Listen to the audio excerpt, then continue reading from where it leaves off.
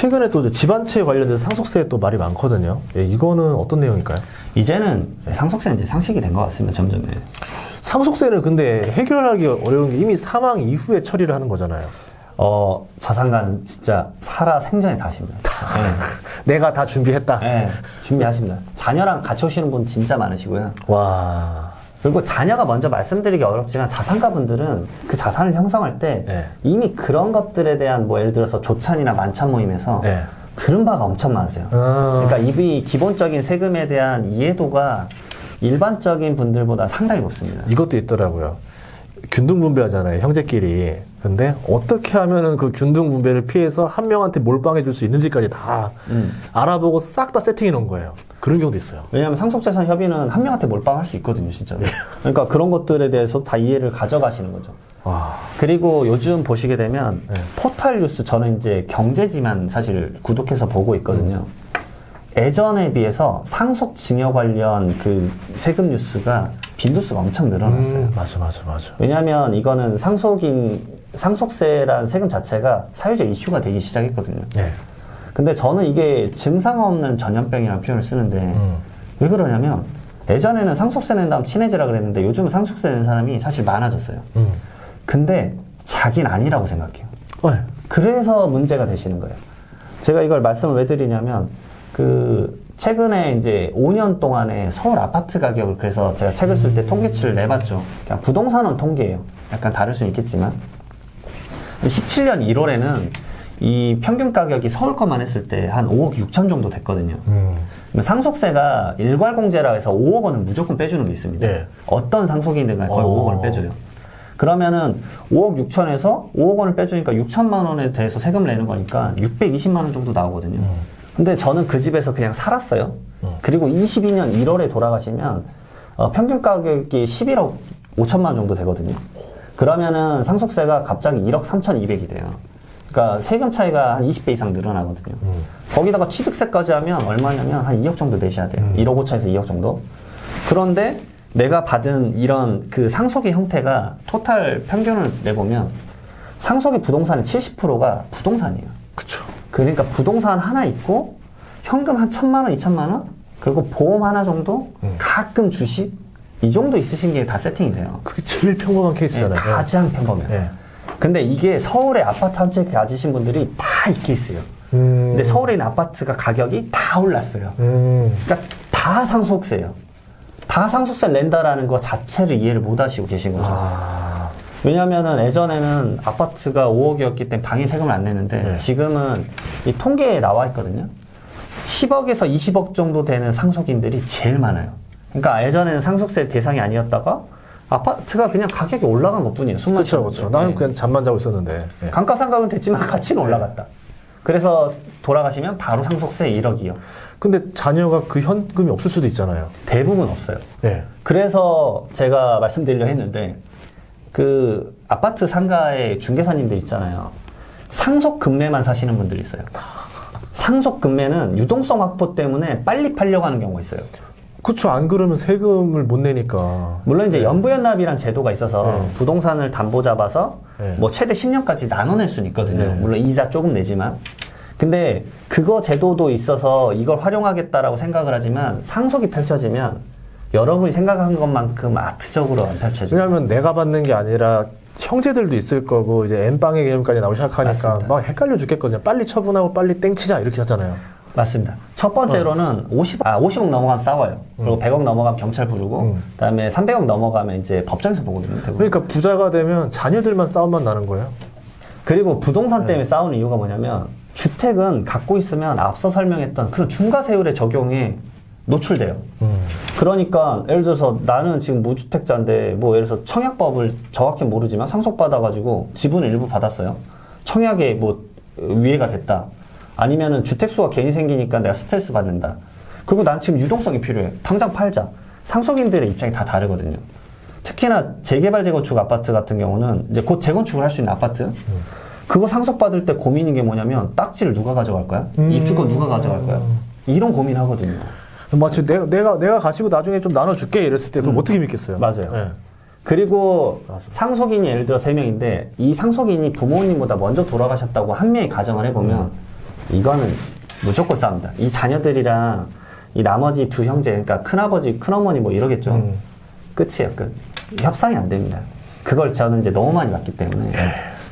그래서 결국은 근내가 나올 수밖에 없어요. 그래서 살아생전에 저는 좀 대비를 하셔라.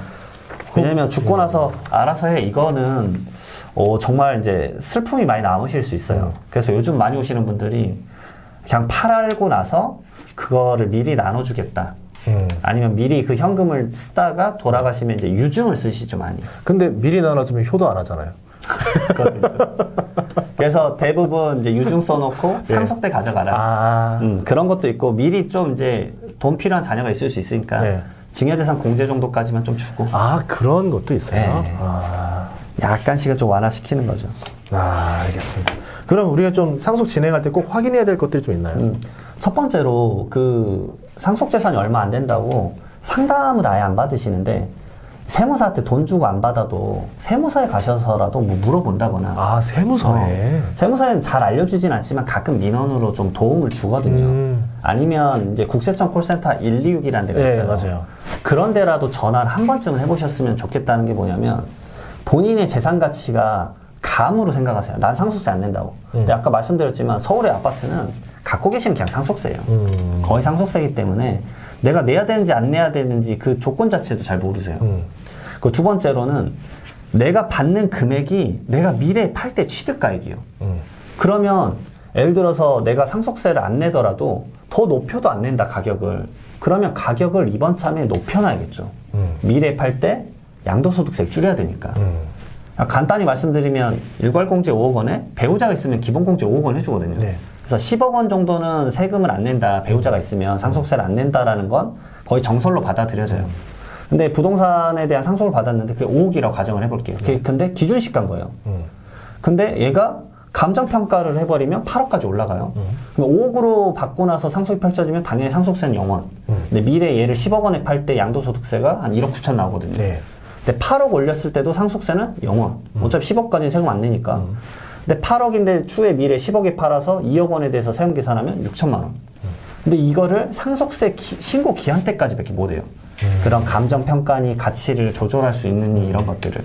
그러니까 이런 것들을 꼭 알아보셨으면 좋겠고, 그 다음에 이거 조심하셔야 돼요. 사전증여.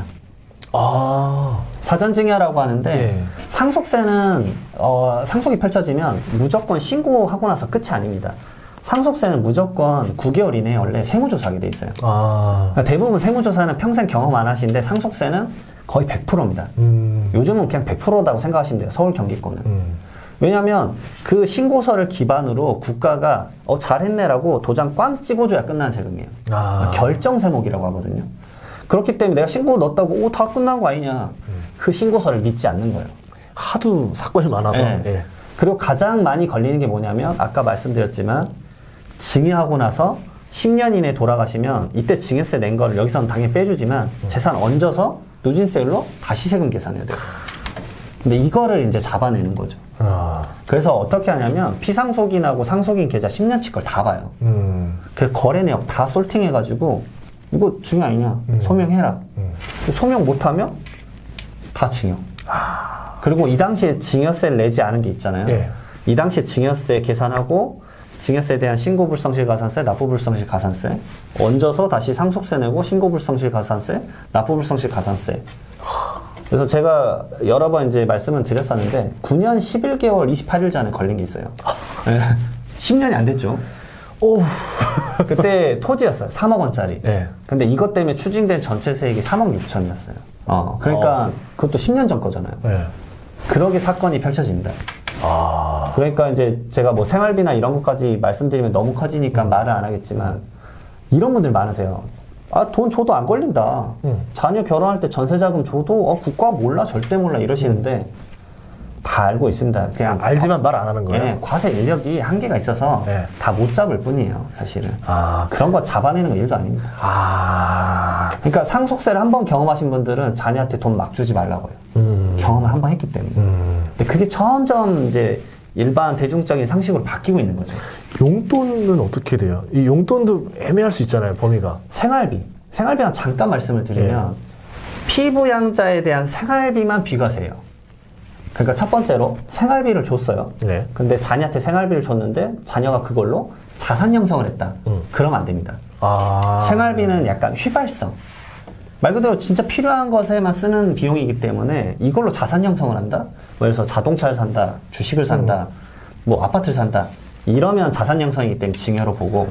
그러면 예를 들어서 만약에 나는 우리 자녀한테 이제 한 살배기한테 맨날 한 달 100만 원씩 줬다. 그 한 살배기가 20년 동안 해가지고 주식을 잔뜩 사들였다. 그건 안 된다는 거죠. 그렇죠. 그러면 그건 자산 형성이니까. 진짜 용돈이 돼야 된다. 네. 이거는. 그래서 뭐 그러면 이제 증여재산 공제가 미성년자한테 2천만 원까지 줄 수 있으니까. 네. 그래서 저는 자녀 태어나자마자 솔직히 말하면 2천만 원 줬었습니다. 네. 그리고 신고하고 해외 주식 계좌 만들었거든요. 그것도 신고 안 하시면은 해외 주식 계좌 올라간 가치에 대해서 추후에 조사 나왔을 때 그 가치로 또 추징당하실 수도 있고. 그다음에 생활비 두 번째는 피부양자 의무가 있어야 되기 때문에 자녀가 그 부모 세대가 자녀에게 줘야 돼요. 왜냐면 부모 세대가 자녀를 부양할 의무가 있으니까. 그러면 이 말은 뭐냐면 사실 그 요즘 세대에서는 그 소비력이 가장 구매력이 가장 많은 데는 사실 조부모 세대입니다. 그쵸. 근데 조부모가 손주한테 주면은 생활비 인정을 못 받죠. 부양 의무가 없으니까. 노인을 봉양해야지. 그리고 부모가 있으니까 네. 윗선까지 가면 안 된다는 거죠. 그래서 사실 요즘 뭐 태어나자마자 2천만 원 증여하면 좋다고 하는데 부모 세대가 여력이 안 돼요. 그러면 사실 조부모 세대가 줘야 돼요. 증여재산 공제까지. 태어나자마자 줘야 돼요. 왜냐하면 10년 기간이 기니까. 그리고 또 10년 있다가 2천만 원 주고 또 10년 있다가 20살 때 5천만 원 주고 네. 그럼 성년 되면 5천만 원 되니까 30살 되고 또 5천만 원 주고 그럼 4번 줘서 1억 4천만 원이거든요. 근데 이게 물가상승률 4%로 적금만 들어서 쫙 가면은 얼마냐면 30살 때 한 2억 4천만 원 정도 돼요. 계산을 해보면. 근데 최근에 결혼정보회사에서 통계를 냈는데 지금 한국의 이제 평균 결혼 나이가 32살. 네. 그리고 결혼 평균 비용이 딱 2억 4천이에요. 그러니까 미리 준비하신 분들이 이걸 좀 미리 마련해 줄 수 있는. 그래야 되는데 그냥 결혼할 때쯤 급급해가지고 그냥 2억 정도 해줄게. 이걸 전세 잡아 이러면은 걸린다. 이게 어떻게 걸리냐면 주택 취득한다 그러면 취득자금 소명서를 써야 되지 않습니까? 그쵸. 그걸로 걸리고 취득 안 하고 그럼 전월세 하면 되지 않느냐. 21년 6월부터 전월세 신고제가 생겼어요. 맞다. 네. 그거 행안부랑 국토부랑 기재부랑 다 같이 시스템 공유합니다. 그런 의도였구나. 물론 이제 안 한다고 말씀하셨어요. 저는 이제 제 생각일 뿐인데 그 내역이 다 들어가잖아요. 어쨌든 알긴 알겠네요. 네, 왜냐면 그게 보증금 6천만 원이랑 전산인데. 그 다음에 월세 30만 원 넘어가면 다 신고해야 되거든요. 그러네. 그리고 내년부터 이거 신고 안 하면 과태료도 나와요. 그럼 축의금 어떻게 돼요? 이건 되게 애매한데. 축의금도 이제 대법 판례가 있어요. 내 결혼식이잖아요. 내 결혼식이지만 손님은 다 누구다? 부모다. 네. 그럼 뭐 할 수 없는 거예요? 내 그러면 친구들이었어요. 이러도 안 되는 거예요? 내 친구 거만 가능해요. 그 명부. 네. 명부랑 내 친구들 거만 받아야지만 그게 비과세로 빠져요. 세상에. 이게 왜냐면 이제 대법원 판례가 있는데 축의금이라면서 자녀한테 줬는데 그 축의금이 액수가 너무 컸어요. 예를 들어 사업 크게 하시는 분들은 뭐 축의금 한 5억 들어왔어요. 그렇죠. 그럴 수도 있죠. 축의금이야. 이럴 수 있잖아요. 그러면 이제 자기가 그걸 약간 소명해야 되는. 왜냐면 사업을 하면 기존에 소득이 많기 때문에 이미 걸지 않아요. 거의 대부분. 근데 그 자녀가 직장 생활을 하면서 연봉이 한 4천만, 5천만 원이다. 근데 갑자기 축의금으로 큰 돈이 들어왔다고 하면서 그걸로 주택 취득 자금으로 10억짜리 샀어요. 근데 갑자기 돈 들어온 게 막 8억이야. 축의금 치고 너무 연봉 생활자 치고 너무 세지 않냐? 라고 해서 이제 조사가 시작되는 거죠. 알고 보면 아버님의 축의금이고 뭐 장인어른 장모님이 보태줬고 그런 경우가 많습니다. 결국 이제 좀 조사 같은 경우는 조금 좀 상식적으로 이거 아니잖아 하는 것들 순으로 따다다닥 내려온다는 거죠. 막 보진 않습니다. 진짜 합리적으로 좀 조사를 하기 때문에. 알겠습니다. 그리고 약간 이제 상속세와는 별개인데 10년치 계좌 내역을 꼭 보셨으면 좋겠다라는 생각이 왜 하냐면 솔직히 아버님이 지난달에 돈 얼마 쓰셨는지 모르시죠? 전혀 모르죠. 왜냐하면 피상속인이 가끔 사업하다 돌아가시면 채권 채무 관계를 정리해야 돼요. 근데 그 아버님한테 돈 빌려준 사람들은 다 찾아와요. 득달같이. 그러면 거기서 진짜 빌려줬는지를 확인해야 되고. 그쵸. 아버님이 돈 빌려준 사람은 한 명도 안 찾아와요. 근데 그건 받아야 되잖아요. 그걸 위해서라도 계좌를 보셔야 돼요, 한 번은. 이 사람한테 왜 이 돈을 줬지?